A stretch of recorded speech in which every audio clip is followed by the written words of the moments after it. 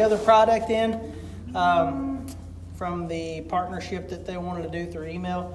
This is HISEA boots. We use a lot of boots, not only on this farm, but when I'm hunting and stuff like that. So a lot of boots get used around here. They wanted to be on the channel, so they sent me a pair and Shane a pair. This is mine. Shane's got his, but we're going to try mine out today. Nice enough box. I've already opened them and looked, but it comes with a lifetime warranty card. That's something that you don't get with a lot of products. A lifetime warranty is awesome. And here's the boot itself. I opted for the all black neoprene boot just because, I don't know, I like black boots. Shane got the camo. But anyhow, I'm going to use these today. And just on first impression, the things I like, the rubber comes above the ankle. Some of my other boots I have, the rubber only comes down here. And the foot piece is all one piece. So you don't have to worry about the sole coming off or anything like that. Then you got neoprene on the top. So we're going to give these things a whirl today. We've got a little bit of work to do out here on the cattle fence. And we've got a drainage tile stopped up that we're going to go clear up so it can be drained. I'm taking this video on my phone, but so far, I really like the feel of these boots. I'm not just saying that because they sent them to me. And I can definitely see me buying 2 pairs of these for one price of the high dollar ones, but we'll see how they hold up when we get out here in some water and some junk. I gotta leave the side-by-side running because the battery's almost dead, but we've got this field that we burned a couple years ago, and we caught the tile on fire. Braxton pointed that. So it melted the pipe out. So now it's got our water all backed up. It melted the pipe out, now it's got the water all backed up. I gotta shovel some of these bean stalks out of the way to get this to drain, but I figure it's a good time to test the boots out.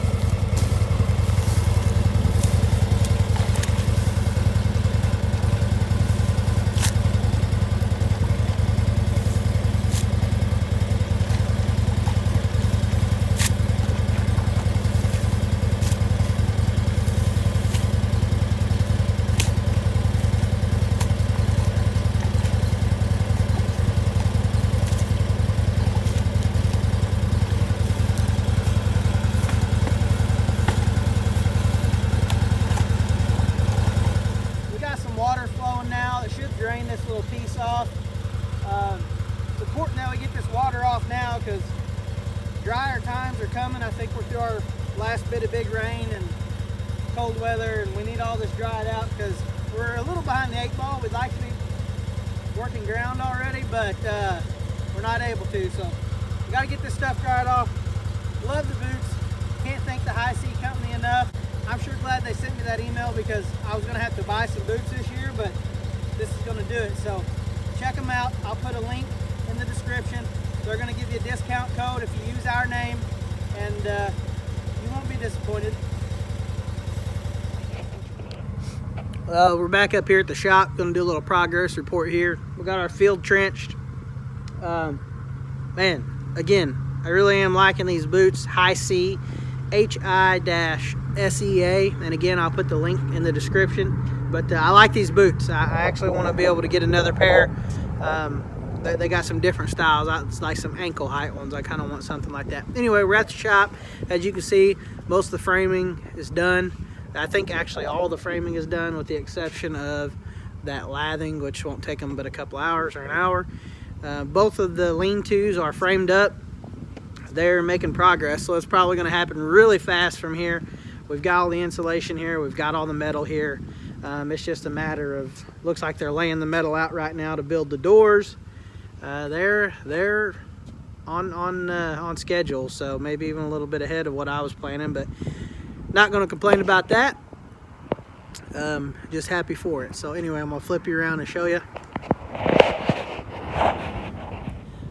Lean-tos are big. They're about 20 foot wide by 16 foot tall on the high end, 14 on the low end. That will fit combines, air drill, stuff like that. We should be able to get 2 combines, 1, 2 stacked in there, and maybe a tractor, or even if just to fold up the 12-row planter and get it out of the weather. And then on this side, we'll try to pull the air drill in there, which will take up most of the space, and maybe a tractor. There's what's left of the old shop that fell down. Looks like they've been using all that they can of the scrap, so I'm happy for that. And what's left, if somebody hasn't stole it already, I'm sure they'll help us do that. So we got a junk hole going back there. We're gonna burn stuff out of that, some metal. I don't know why it's all laid over there, but I'm sure they got a plan with that. Anyway, it's kind of junky around here, but again, I told you Shane's brother-in-law and sister are gonna build their house there. I'd like to hopefully maybe own this stuff one day so we could expand this and maybe build some grain bins, but you never know. Anyway, that is what's up right now. Braxton and I are here in town. We got to run some errands. I'm gonna start hooking some tractors up to discs because we're not far. We're supposed to get some rain these next couple days, but if we don't, then it's going to be ground working time. So anyway, we will catch you guys in a few minutes. We'll be back out to the house. We're gonna maybe go get a box blade, clean some gravel road up, and then we got to move some cattle panel around and just tinker around for the rest of the day. So we're out at my house and we've been redoing all my fence corners with steel posts instead of just old telephone poles. And my buddy TJ with TNT Welding has done all these corners at my house through the fall and winter. On his off days, he welds full time through the day and then does this on the side. But we've been replacing the old corners with steel, and that's what we're doing today. We're going to take one of the gates out. We're going to restring some fence here and have just steel. So that's another project we're doing today. We'll take this old junk fence out here. We'll restretch that tighter, and we're going to move the gate that was here over to here, so we'll just have straight fence through there. Got my little tractor out here. We're gonna pull out these old posts and drive some steel here to put the new gate in. I'm gonna attempt to push these posts over to keep from having to use a chain on them. First thing I'm gonna do is pop that middle board out like so. That worked fairly easy.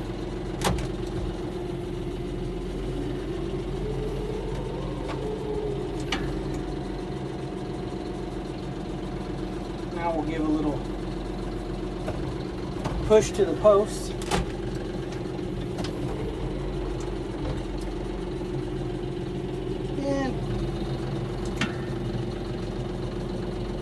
It came up like we wanted it to.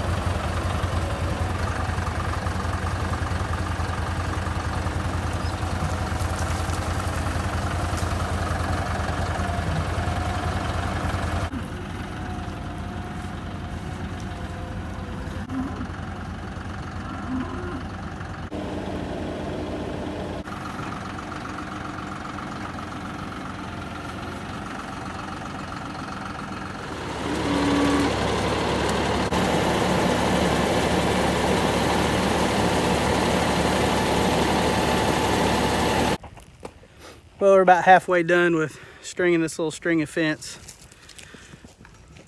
We're tying on the third strand. I've only got 4 strands out here on this farm. I probably should have 5, but when I bought it, it had 4.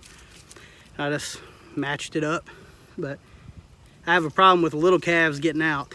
So who knows, one of these days we'll get a different plan, but right now we're get our steel corners done, get this string strung here. I ran my truck and trailer through here the other day. That's why this fence is down.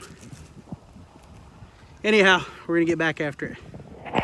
We got our little strand of fence built down through there. We took that gate out. We still gotta weld this H-brace, well, TJ does. We'll get that gate hung there. Right now, I got my little Saker handheld saw that the Saker company sent me. And this is probably a little bigger chore than what this thing's made for, but I bet it does it anyway.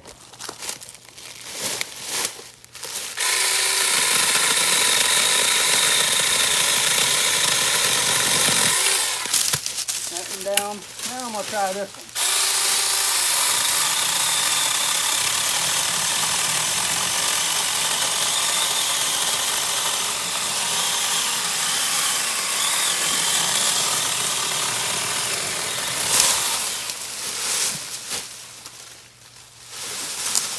Well, I thought the chore was too big, but it wasn't. You talk about a handy little tool. The thing is pretty awesome. This year, this fall, when I go set deer stands, I'm gonna have that with me, clearing out shooting lanes and things like that. But that's gonna be all for this evening. We appreciate you guys. Thank you for subscribing. If you haven't, hit the subscribe button, hit the like button, hit the share button, little notification bell tells you when we post new videos. And me and TJ are gonna wrap this day up.